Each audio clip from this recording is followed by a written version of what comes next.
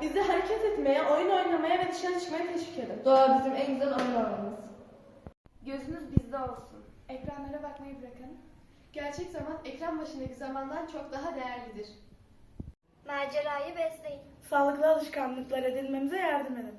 Cips yerine meyveyi, asitli içecekler yerine suyu seçelim. Onun gücüne inanın. Nazik ve anlayışlı olun. Biz de tıpkı sizin gibi hala büyüyoruz.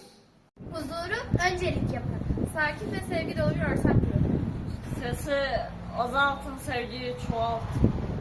Bizi gönülden dinleyin, kelimelerimize kulak verin. Fikirlerimize saygı duyun. Bizim de söyleyecek sözümüz var.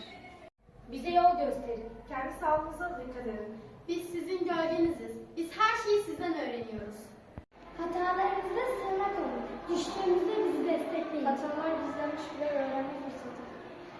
Evimizi güven ve mutluluğun merkezi yapın.